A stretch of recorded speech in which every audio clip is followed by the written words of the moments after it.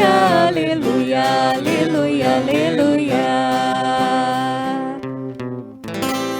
Que o Pai do Senhor Jesus Cristo nos dê do saber o Espírito. Conheçamos assim a esperança a qual nos chamou como herança. Aleluia, aleluia, aleluia, aleluia, aleluia, aleluia, aleluia, aleluia, aleluia, aleluia, aleluia. O Senhor esteja convosco. Ele está no meio de nós. Proclamação do Evangelho de Jesus Cristo segundo Mateus. Glória a vós, Senhor. Naquele tempo, Jesus começou a mostrar a seus discípulos que devia ir a Jerusalém e sofrer muito da parte dos anciãos, dos sumos sacerdotes e dos mestres da lei, e que devia ser morto e ressuscitar no terceiro dia. Então Pedro tomou Jesus à parte e começou a repreendê-lo, dizendo: Deus não permita tal coisa, Senhor, que isso nunca te aconteça. Jesus, porém, voltou-se para Pedro e disse: Vai para longe, Satanás.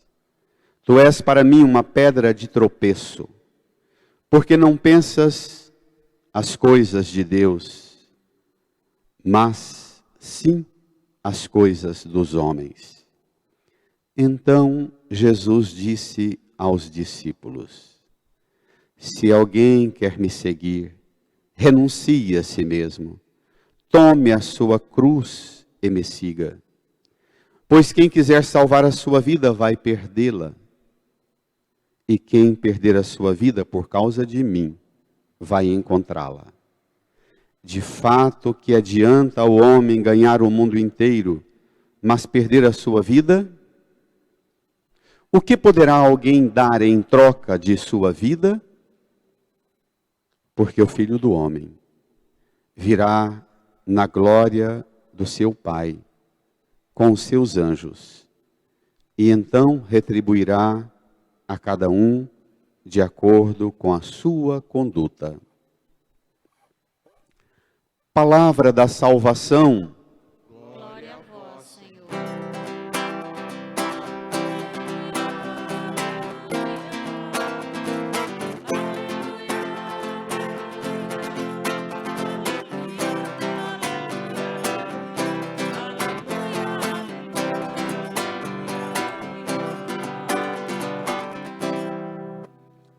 Nos recolhamos num tempo de profundo silêncio, no íntimo do nosso coração.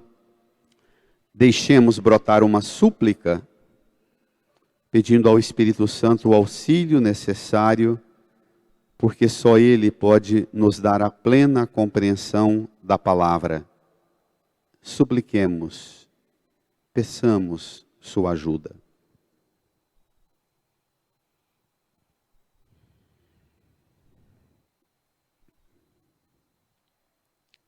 Amém. Queridas irmãs e irmãos, nesses tempos difíceis pelos quais a humanidade caminha, o mundo ainda na dramática situação da pandemia, nossa vida pessoal, familiar, comunitária, eclesial, sofre os açoites das tribulações e provações próprias desta realidade aqui. E é exatamente no ambiente desse enfrentamento com o mundo que aparece a pergunta, diante das tribulações, das provações, diante da realidade certeira da cruz, qual é a nossa resposta de fé? qual é o nosso testemunho de fé. Mais do que a dor do luto de vocês que celebram o 7º dia, mais do que o medo das tribulações, das enfermidades, do caos, das grandes fragilidades socioeconômicas, políticas, sociais, culturais, mais do que uma indignação e uma revolta diante da situação, também diante das realidades da vida nossa de igreja, somos hoje perguntados por Jesus e pela palavra de Deus: cadê a fé de vocês? O profeta Jeremias faz um desabafo, dizendo que a relação dele com Deus foi uma sedução, que tem uma das traduções para o texto de hoje, Jeremias 27:9, seduziste-me, Senhor, e deixei-me seduzir, foste mais forte, tiveste mais poder, tornei-me alvo de irrisão o dia inteiro, todos zombam de mim. Tem uma tradução de uma outra Bíblia que diz assim: Senhor, tu abusaste de minha ingenuidade. Sim, eu fui bem ingênuo. Usaste de força comigo e alcançaste o teu objetivo. O profeta lamenta assim, e depois faz um desabafo que, diante da vergonha, da chacota, da humilhação, ele diz: pronto, não quero mais lembrar-me disso, nem falar em nome dele. Mas quando tudo parecia tomado de decepção, de tristeza, Jeremias, perseguido pela família, pela comunidade de fé, pela comunidade do seu povo de Israel, então senti dentro de mim um fogo ardente a penetrar-me o corpo todo. Desfaleci, sem força para suportar. Entreguei-me de novo nas mãos de Deus e retomei tudo novamente. Vamos hoje, diante das dificuldades e provações pelas quais nós enfrentamos em nossa vida de fé, em nossa vida pessoal, em nossa vida familiar, vamos hoje também desfalecer com Jeremias, deixar esse fogo arder dentro de nós e continuar nossa vida e missão. Jesus dá a receita perfeita no Evangelho de hoje. Mateus 16, 21, 27. Vamos lá? Inicia a conversa da grande subida para Jerusalém. Lá, em Cesareia de Filipe, Pedro, domingo passado, fez a sua confissão: tu és o Messias, o Filho do Deus vivo. Depois dessa confissão de Pedro, Jesus também confessa a eles um segredo, que vai perpassar a caminhada deles até Jerusalém. Por mais 2 vezes ao longo do caminho, Jesus vai confessar um segredo, e vai causar grande alvoroço no coração dos discípulos, também no nosso coração. Vejamos. Depois daquele entusiasmo, tu és o Messias, o Filho do Deus vivo. Depois de Jesus dizer: feliz és tu, Simão, tu serás pedra na construção, eu te darei as chaves do reino dos céus. Ligar na terra, ligar no céu é sua tarefa. Aí entra esse diálogo tão íntimo, tão profundo, o segredo mais profundo que o Messias Jesus, o Filho do Deus vivo, traz. Naquele tempo, Jesus começou a mostrar, olha o verbo, não é contar, não é ensinar, mas mostrar, abrir a vida, sim, a seus discípulos. Mostrar o quê? Vamos que devia ir a Jerusalém e sofrer muito da parte dos anciãos, dos sumos sacerdotes e dos mestres da lei, que devia ser morto e ressuscitar no terceiro dia. Chamado de anúncios da paixão. Os evangelhos relatam 3 anúncios na subida. Retoma esse anúncio no capítulo 16, 21, no capítulo 20 a 34. Do versículo 21 do capítulo 16, até a chegada em Jerusalém, serão 144 versículos da subida para Jerusalém.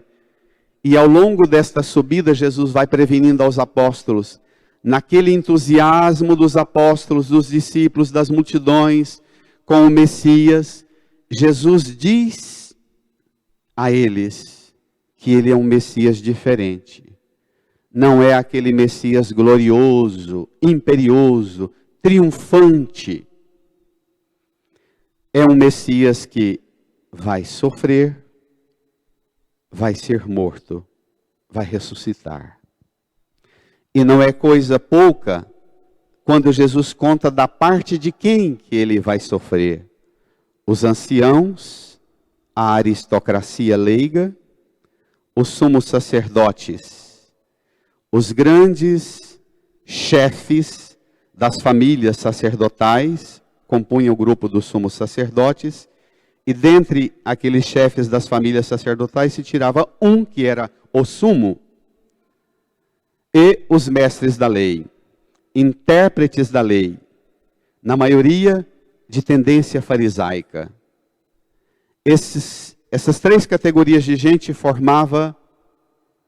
constituía o Sinédrio, o grande Sinédrio, o colégio de 71 membros que governava o povo de Israel, naquilo que concernia aos valores da fé, da religião, da tradição, dos costumes, da organização específica da comunidade de fé judaica, porque politicamente, economicamente, social e culturalmente, o país era governado pelo Império Romano. Então, era um sinédrio, um governo de 71 membros que governava o povo, embora só naquilo que fosse possível interferir na vida bem pessoal e familiar do povo, na relação com Deus, sem interferir e causar qualquer desconforto para o domínio do Império Romano.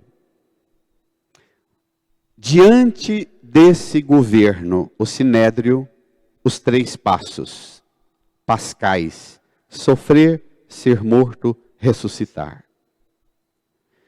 Com esse anúncio, o evangelista Mateus quer mostrar-nos o desígnio de Deus e a obediência de Cristo nestes acontecimentos. Não se trata de uma fatalidade, não é uma espécie acidental. Jesus previne-os do ponto zero da partida para a subida para Jerusalém. Não serão enganados e nem será um acidente de percurso. Não será uma gripezinha. Os discípulos são os ouvintes de Jesus. Jerusalém é o lugar público dos sofrimentos e o Sinédrio, o responsável por esse desfecho. Claro, os discípulos escutam isso, formados no ambiente da fé de Israel, formados na mentalidade e na compreensão da religiosidade popular, dos costumes e dos hábitos da piedade popular, que tinha muitas maneiras de imaginar como é que seria essa intervenção de Deus. Na maioria das vezes predominava uma visão de que o Messias que viria seria um Messias triunfante. A gente sempre é tentado a pensar nos triunfos humanos, na glória humana. Também a gente é sempre tentado a pensar numa igreja sempre triunfante. Tu és Pedro, sobre essa pedra construirei a minha igreja. E a gente quer que essa igreja seja sempre apoteótica e triunfante. É preciso acolher de Jesus o relato do segredo messiânico que ele traz. Eu sou um Messias diferente. Não enquadro na ordem desses Messias, dos triunfos, das grandes procissões solenes do Império Romano, dos reis, das majestades deste mundo.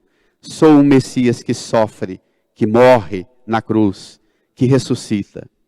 Claro, formado nesse ambiente, nessa mentalidade genuinamente judaica, e além disso, do interior da Galileia, e lá da roça, pescador, Pedro, geralmente os caipira, os do interior, aqueles mais de dentro do chão de cada povo, de cada cultura, de cada sociedade, é que trazem os valores mais arraigados assim, não é? É quando você entra para o interior de cada país, de cada região, que você percebe a identidade genuína de um povo. Também Pedro traz essa identidade genuína de um judeu, galileu, pescador, matuto, mas sólido na sua convicção de fé professada domingo passado. Ele reage. E reage pelo povo do qual ele faz parte. Ele reage como expressão daquela piedade popular que pensa: o sofrimento nosso, não é possível que Deus não vai pôr um ponto final nesse trem. Não é possível que Deus não vai fazer uma intervenção para arrebentar com tudo. Pedro reage ao anúncio de Jesus. E não reage só com palavra, reage com gestos. Versículo 22. Então Pedro tomou Jesus à parte. Isso é raríssimo aparecer. Esse capricho de Pedro, segurar no braço de Jesus, torcer o braço dele e dizer: vem cá, rapaz. Começou a repreendê-lo dizendo: Deus, não permita tal coisa, Senhor, que isso nunca te aconteça. Essa reação de Pedro é o que nós chamamos de a reação dos gregos, dos judeus e do homem e da mulher de todos os tempos, em todas as culturas e povos, diante da dificuldade de compreender o escândalo da cruz. A cruz sempre constitui um escândalo. O sofrimento é um tema sempre muito desconfortável em todos os tempos. Jesus agora anuncia o sofrimento e parece que ele fala do sofrimento na mesma maneira e no mesmo molde, no mesmo matiz humano, antropológico e cultural que todo mundo pensava o sofrimento. Pedro ainda não foi formado numa compreensão nova, num sentido novo que Cristo dá ao sofrimento. Esta é a novidade genuína da cruz. Pela cruz, Cristo ressignifica o sofrimento de maldição, de castigo, de punição. Essa cruz recebe um nome novo: amor, entrega, doação, fidelidade, obediência ao plano do Pai. Pagar o preço que for para realizar a obra do Pai, a salvação do mundo. A cruz.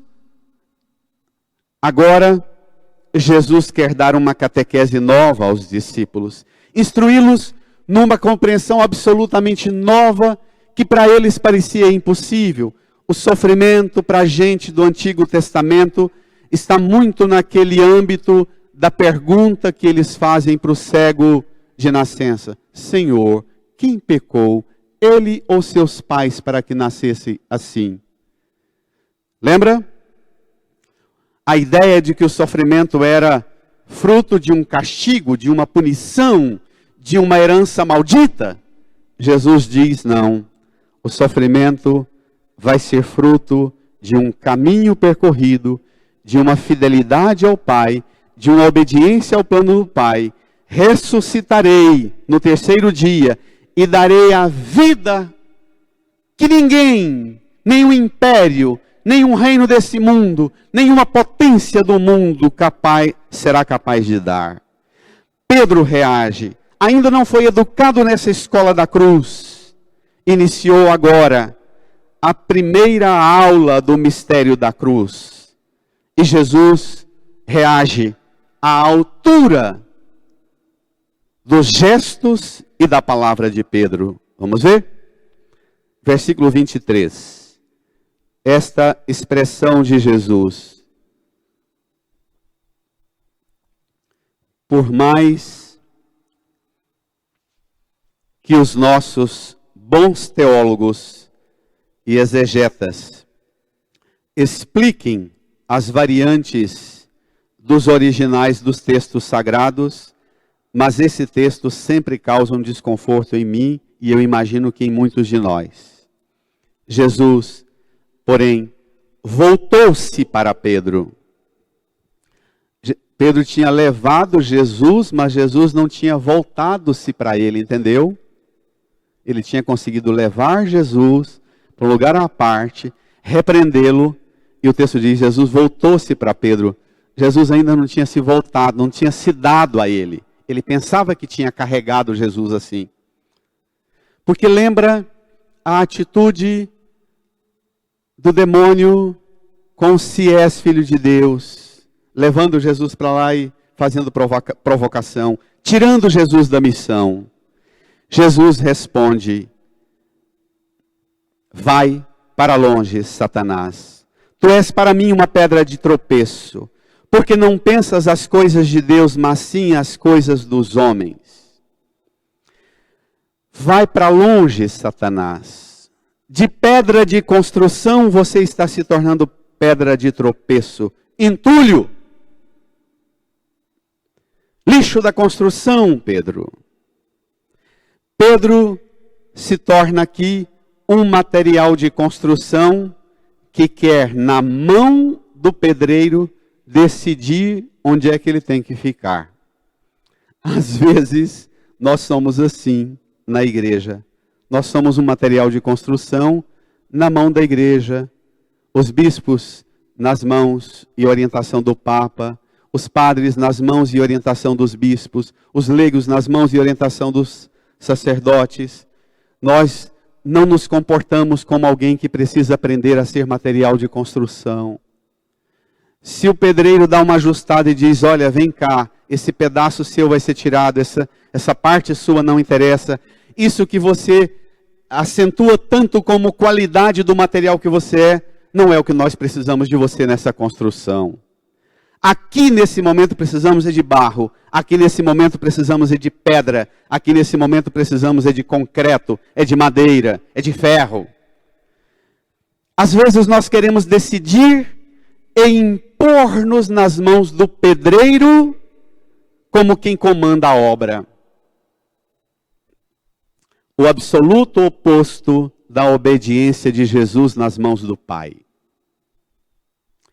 Reagimos porque não experimentamos uma relação de intimidade e de confiança no amor, tal qual Jesus experimenta na intimidade e na confiança com o Pai. Só uma experiência de aproximação de Jesus, de intimidade e de confiança com Jesus e obediência nos fará aceitar ser material de construção na mão dele e destinados conforme o plano e a vontade e a necessidade conforme ele compreende e entende.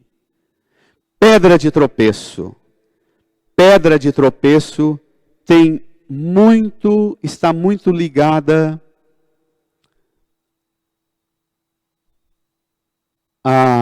associada na Escritura,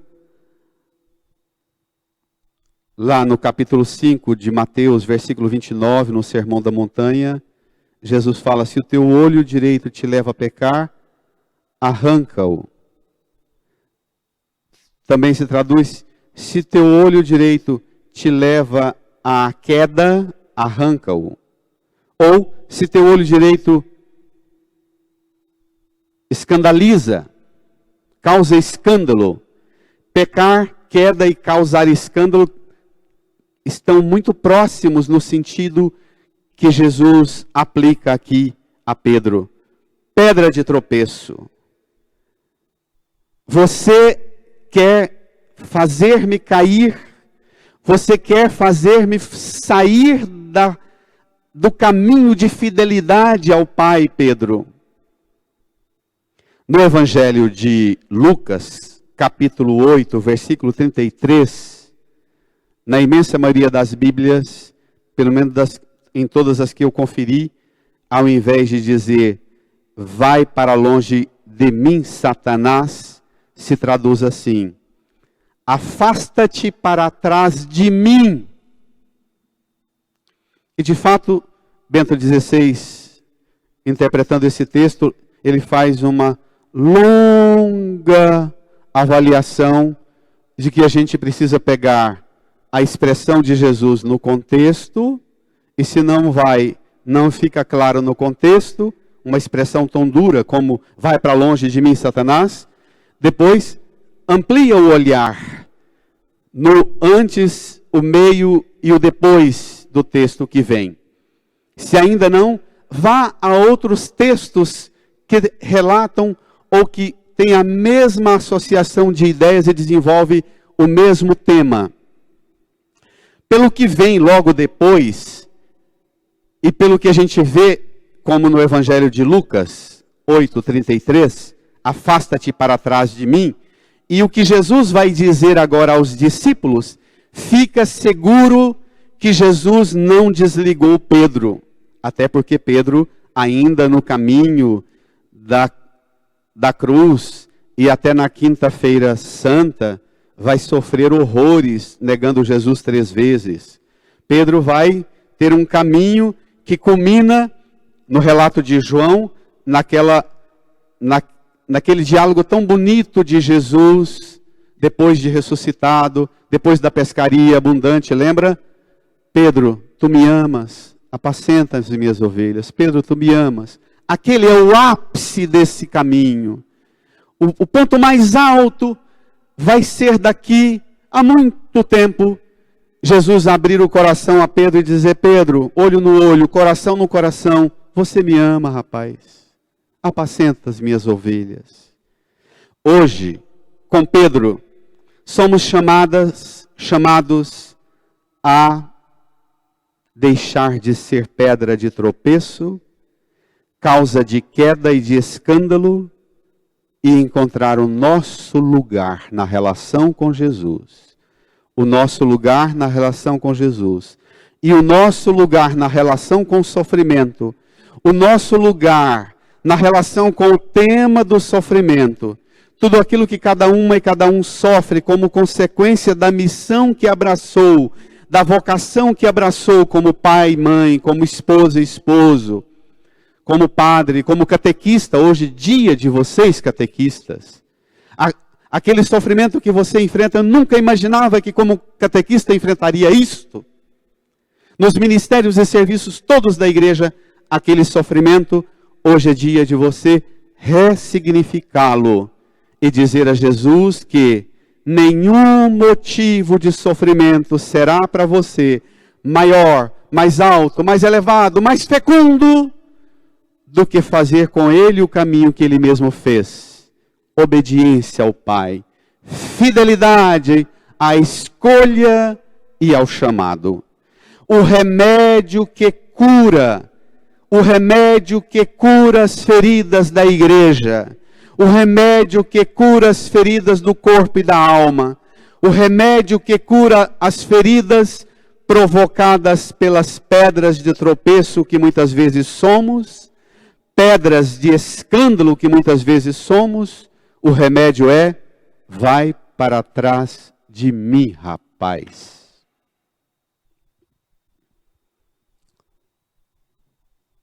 Quando as coisas estão bem, é fácil ir atrás de Jesus, não é?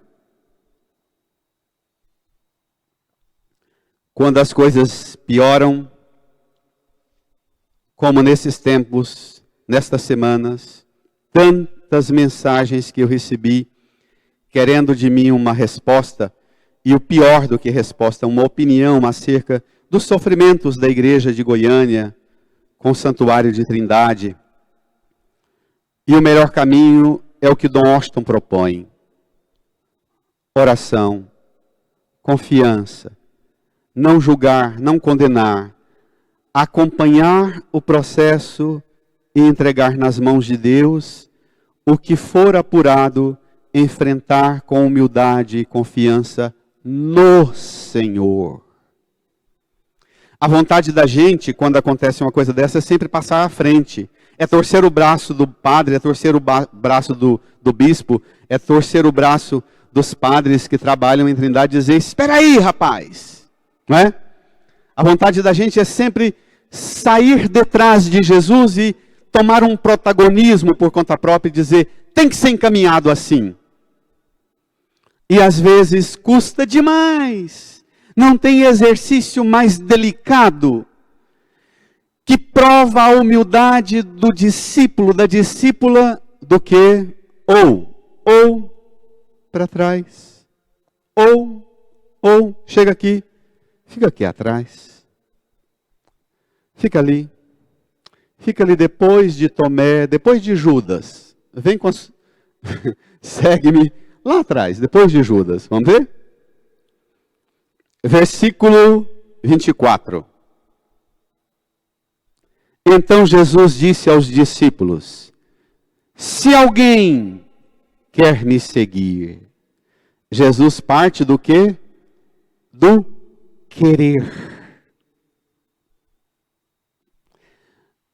Jesus vai dizer a Pedro e aos discípulos: olha, entender o mistério da cruz e caminhar com fidelidade no meio da provação e do sofrimento depende de uma coisa milagrosa, de um remédio, de um unguento milagroso: o querer.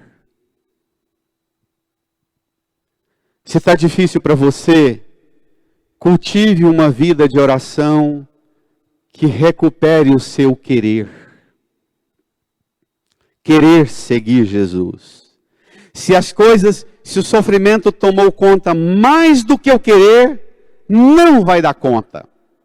Porque antes de seguir Jesus, tem que querer e depois colocar fora tudo que ameaça o querer. Empurrar o si mesmo para lá, empurrar o si mesmo para lá, empurrar o si mesmo para fora, tomar a cruz e aí seguir Jesus. Então, tem que olhar para o meu coração e ver qual é a qualidade do meu querer no seguimento de Jesus. Depois de olhar para o meu coração e averiguar se há querer, aí eu devo olhar, desculpe a grosseria da metáfora, depois de olhar para o coração e encontrar o querer, preciso olhar para o umbigo. Primeiro olha para o coração, vasculha lá dentro e vê se encontra querer. Depois do querer, vasculha o umbigo, ache o si mesmo. Ache tudo o que você é, que você pensa sobre você, que você gosta de você, admira você, exalta, quer bem, e tudo que você tem de verdade, de qualidade, que presta mesmo.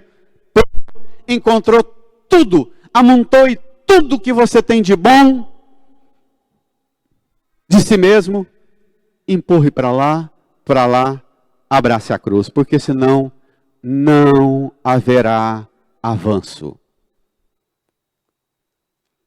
Achar o querer, achar o si mesmo, empurrar o si mesmo, do lugar do si mesmo, abraçar a cruz e mirar os passos de Jesus e segui-lo. Esse é o remédio que cura as feridas de uma igreja machucada pelas pedras de tropeço que todos nós, muitas vezes, somos, na família, no trabalho, na sociedade, na igreja, no mundo, na política, na economia, na cultura. Tantas vezes somos pedra de tropeço, somos motivo de queda, causa de escândalo.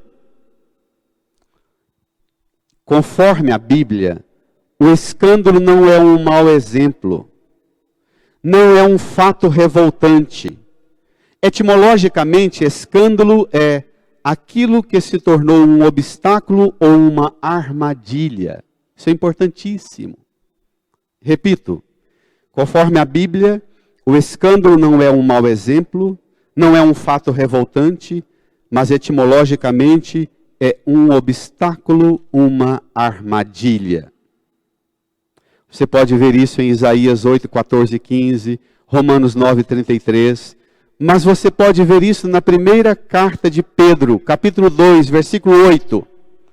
A pedra que os construtores rejeitaram tornou-se pedra de tropeço, rocha que faz cair, por ela tombam os que se recusam a crer na palavra. E é a isto que estão destinados a queda. Quer dizer que se eu estou na igreja, mas não me ocupo na escuta da palavra, eu estou destinado a queda, porque a palavra que é proclamada e que é pregada, mas que eu não escuto, ela se torna pedra de tropeço.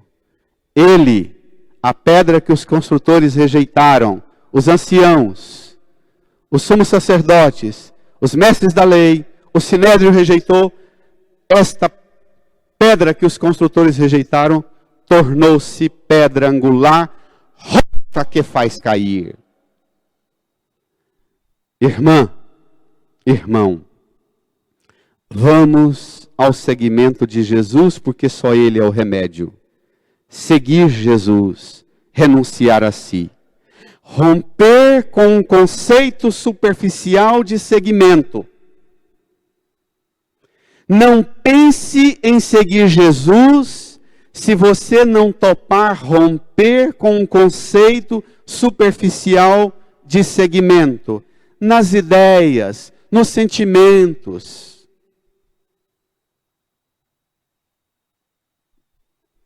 Como em Mateus 4:20, Jesus diz aos pescadores: segue-me. Eles imediatamente deixaram tudo e o seguiram. Irmã, aceitemos, irmão, o convite de Jesus. Versículo 25. Quem quiser salvar a sua vida vai perdê-la.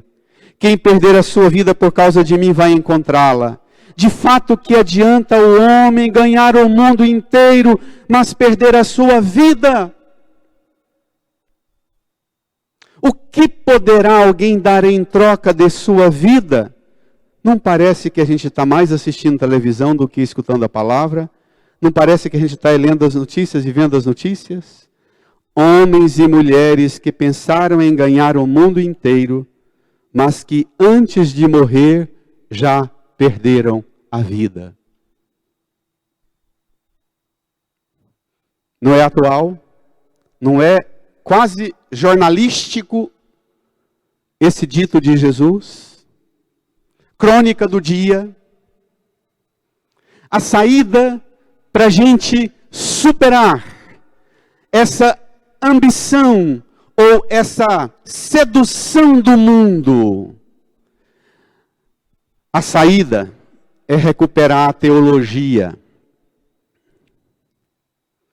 A igreja, nos últimos anos, nas últimas 2, 3 décadas, depois da decepção da igreja com a influência da teologia da libertação, com o marxismo, com o socialismo, foi uma decepção grande.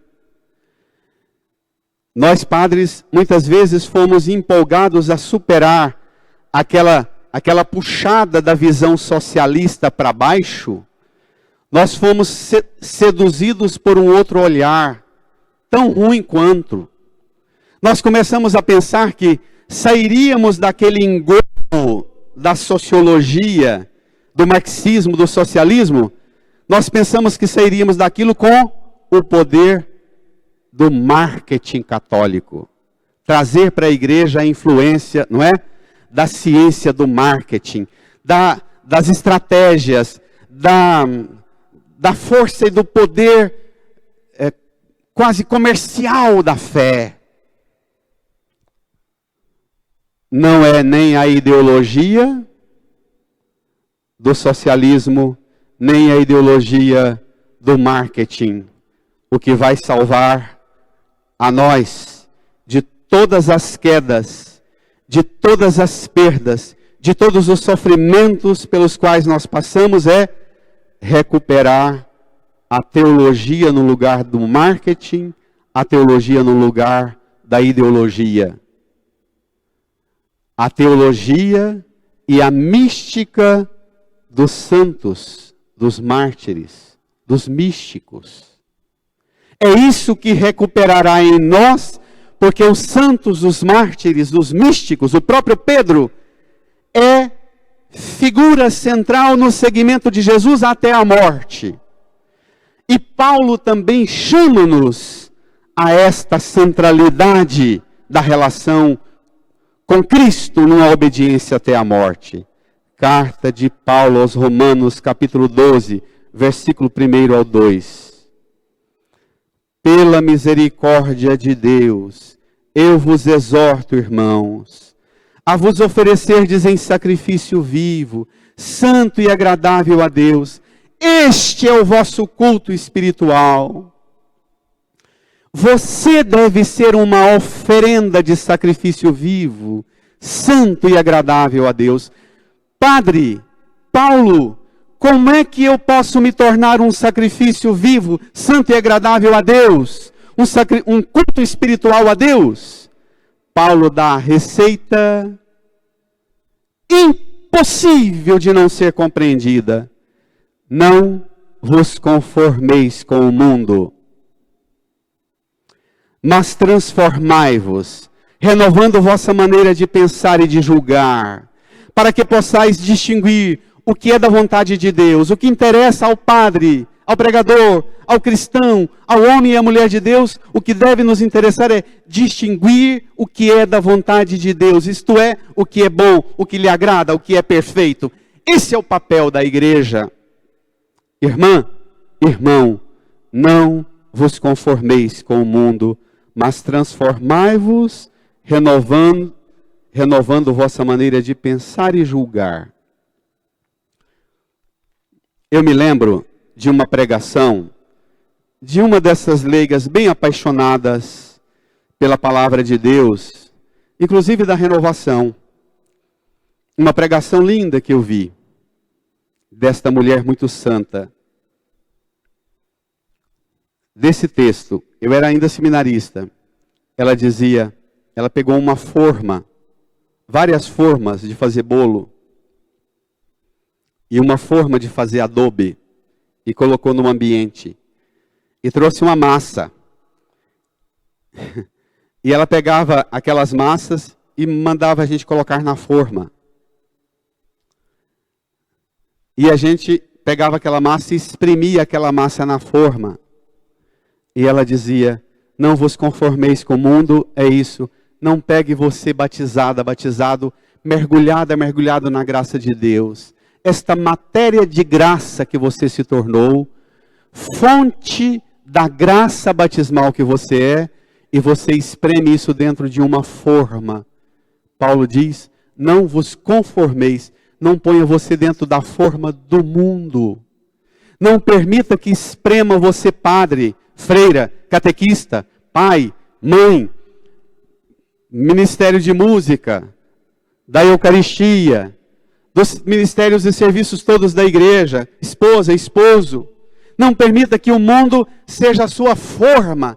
Não use a religião somente como experiência fraca, experiência frágil, mas seja o seguimento de Jesus um caminho permanente de desconforto com o mundo, de inconformidade com o mundo.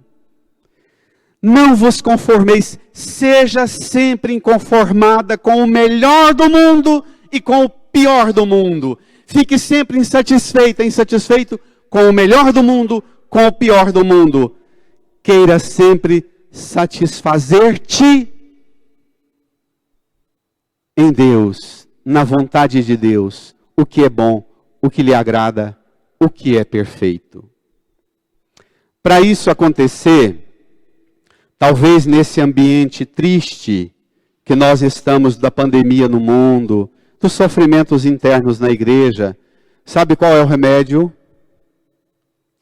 Cantar o salmo: a minha alma tem sede de Deus, pelo Deus vivo anseia com ardor. Quando irei ao encontro de Deus e verei vossa face, Senhor? Lembra desse canto? A gente cantava isso que doía. A gente precisa provocar sede de Deus em nós. Se a gente for até Deus, mas querendo as coisas do mundo, se a gente for até Deus sem a sede de Deus, vai ser uma tragédia. Se a gente for até Deus, mas querendo que Deus patrocine e financie as ambições do mundo, vai ser uma tragédia. Para alcançarmos uma relação com Deus, devemos, como o Salmo de hoje, 62, e eu peço a você, irmã e irmão, rezemos muito este salmo esta semana. Vocês que estão celebrando o 7º dia, reze esse salmo muitas vezes esta semana. Salmo 62. A minha alma tem sede de Deus, como a terra sedenta. A minha alma tem sede de vós, como a terra sedenta, ó meu Deus. Sois vós, ó Senhor, ó meu Deus. Desde a aurora ansioso vos busco. Minha alma tem sede de vós, minha carne também vos deseja, como terra sedenta e sem água. Os pés de ipê florido do cerrado do Goiás, amarelo, roxo, de tudo quanto é tom de amarelo e de lilás. Mostra pra gente como é possível no meio de uma seca tão grande florir. Os pés de ipê são mestres na contemplação para nós. Ensinar a gente que é possível florir esperança, fé, confiança. Confiança no Divino Pai Eterno. Confiança no Divino Pai Eterno. Eu confio em vós, ó Divino Pai Eterno. Sois vós meu refúgio, minha esperança, minha paz.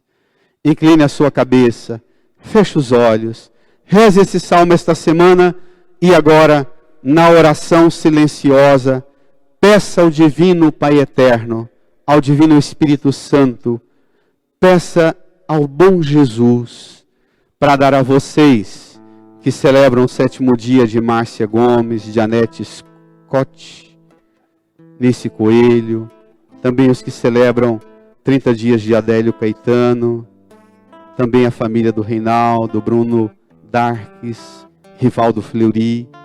Rezem pedindo de Deus a sede dele, para que você não fique só lamuriando e lamentando a dor e a perda, mas, Senhor, põe em mim a sede para que eu alcance um dia a graça de encontrar em mim um querer-te. Se alguém quer me seguir, que eu te queira, Jesus, que eu queira te seguir, Jesus, que eu seja capaz de renunciar a mim mesma, a mim mesmo, que eu tenha coragem e ousadia de tomar a minha cruz e não me conformar com o mundo e te seguir, Jesus. Fale com Ele, reze, ore, suplique piedosamente.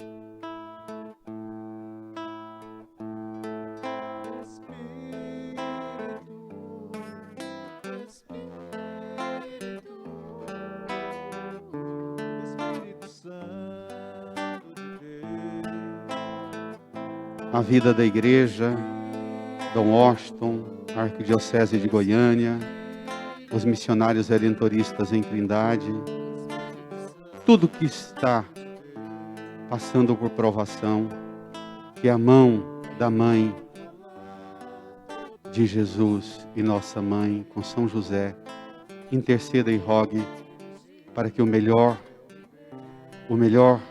seja encontrado para a igreja de Cristo, para que ninguém seja pedra de tropeço, mas todos sejamos instrumentos da luz da salvação que é Cristo. A sua cruz redentora nos salve, nos resguarde de todo tropeço. Ave Maria, cheia de graça, o Senhor é convosco. Bendita sois vós entre as mulheres, e bendito é o fruto do vosso ventre, Jesus. Santa Maria, Mãe de Deus, rogai por nós, pecadores, agora e na hora de nossa morte. Amém. O Senhor esteja convosco. Ele está no meio de nós. Pelo poder redentor da cruz de Cristo, pelo poder do sangue do Cordeiro, abençoe-vos Deus Todo-Poderoso, Pai e Filho e Espírito Santo. Amém. Vai render a semana. É só querer seguir Jesus e caminhar em paz. Fique em paz, ide em paz, que o Senhor vos acompanhe. Feliz semana. Graças a Deus.